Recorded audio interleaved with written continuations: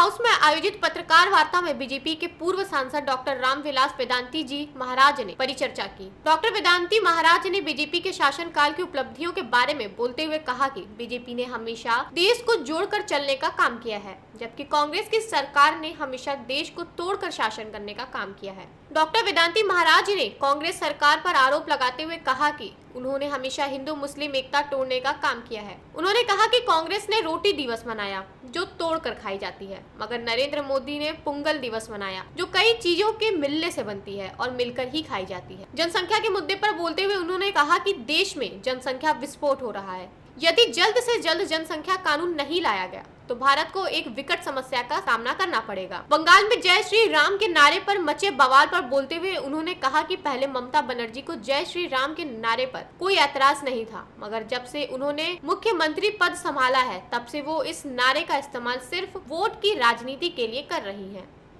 देखिए, नरेंद्र मोदी एक ऐसे सूझबूझ के व्यक्ति हैं, समझदार व्यक्ति हैं, नैतिक व्यक्ति हैं, समझे ना, चक्षु वाले व्यक्ति हैं, नेत्र वाले व्यक्ति हैं। अभी तक की जो सरकार बनी थी नेत्र विहीन थी, चक्षु विहीन थी, कर्ण विहीन थी। उस सरकार को न सुनाई देता था, न दिखाई देता था, वो सरकार न चलती थी, समझे ना। ये सरकार चल रही है, ये सरकार देख रही है, ये सरकार सुन रही है।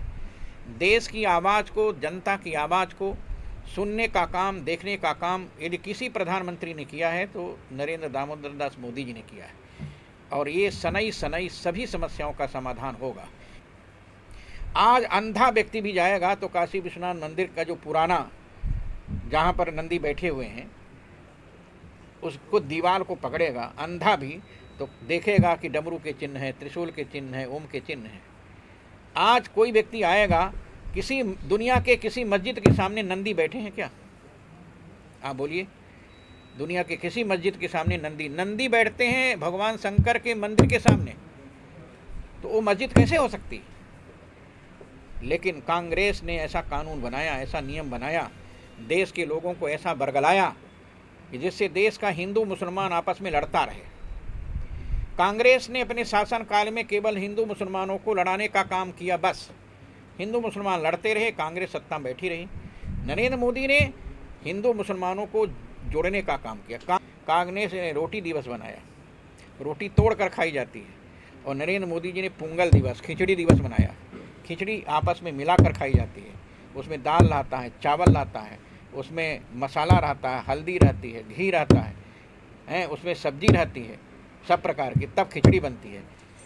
देखिए, भारत की जनता ये चाहती थी कि ये देश आज़ाद हो, लेकिन आज़ादी के 70 वर्ष के बाद भी देश आज़ाद नहीं हुआ है।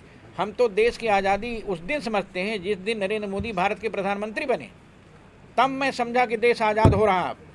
हम देश की आज़ादी उस दिन मानते हैं जिस दिन 370 धारा समाप्त हुई, 35 से समाप्त हुआ। हम तो देश की आज़ादी उस दिन को मानते हैं जिस दिन 3 तलाक समाप्त हुआ। हम तो देश की आज़ादी तब मानते हैं जब राम जन्मभूमि पर भव्य रामलला मंदिर बनने का निर्णय 9 नवंबर को आया। हम देश की आज़ादी तब समझते हैं। देश आज़ाद नहीं था, देश को कांग्रेसियों ने परतंत्र कर दिया था। हमने लोकसभा की चर्चा किया है। लोकसभा में 400 से ज़्यादा सीट पाएंगे, और विधानसभा की सीट हमारे योगी आदित्यनाथ जी ने घोषणा किया है कि हम 300 के पार पहुंचेंगे। योगी आदित्यनाथ जी की ये जो घोषणा है, हमको पूर्ण विश्वास है कि चरितार्थ होगी। और उत्तर प्रदेश से जिन लोगों ने उत्तर प्रदेश को नष्ट करने का, भ्रष्टाचार युक्त बनाने का सरकार का काम कर रहे थे, अब भ्रष्टाचार मुक्त, आतंकवाद मुक्त, गुंडा मुक्त उत्तर प्रदेश की सरकार चल रही है। और 2022 में चुनाव के बाद पूरी तरह से भाजपा प्रदेश के लोगों को आत्मसात करेगी, प्रदेश के लोगों को अपने साथ मिलाएगी, प्रदेश के लोगों को साथ में लेकर चलेगी।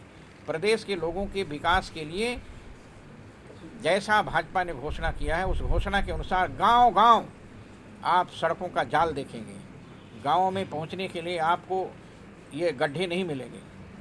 ये सारा काम योगी आदित्यनाथ जी के द्वारा संपन्न कराया जा रहा है, जिसके लिए हम उनको बहुत बहुत बधाई देते हैं, धन्यवाद देते हैं। और भगवान विश्वनाथ से प्रार्थना करते हैं कि इसी प्रकार जैसे उत्तर प्रदेश में भाजपा की सरकार है, वैसी ही सरकार सारे देश में भाजपा की बने, कांग्रेस मुक्त, भ्रष्टाचार मुक्त, आतंक मुक्त ये सरकार जब बनेगी तभी देश का कल्याण होगा, समाज का कल्याण होगा। देखिए मैं बताऊं, हम देखिए देश की जनता मांग कर रही है कि जनसंख्या नियंत्रण कानून बने। मैंने पिछले चुनाव में झारखंड गया था, बिहार गया था, पश्चिम बंगाल भी गया था अभी।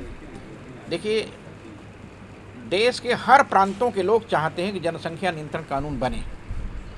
केवल मैं नहीं चाहता, देश का हर व्यक्ति चाहता है कि जनसंख्या नियंत्रण कानून बने, और यदि कानून बनता है तो इससे देश का हित होगा, समाज का हित होगा। पेश है न्यूज बकेट हिंदी मासिक पत्रिका। पढ़ें इस महीने की पूरी खबर विस्तार से हमारे न्यूज बकेट की मैगजीन में। हमारी ई मैगजीन को मुफ्त में पढ़ने के लिए अभी लॉगिन करें www.newsbucket.in पर। इसके अलावा रोज की ताज़ा खबरों के लिए हमारे YouTube चैनल को तुरंत सब्सक्राइब करें।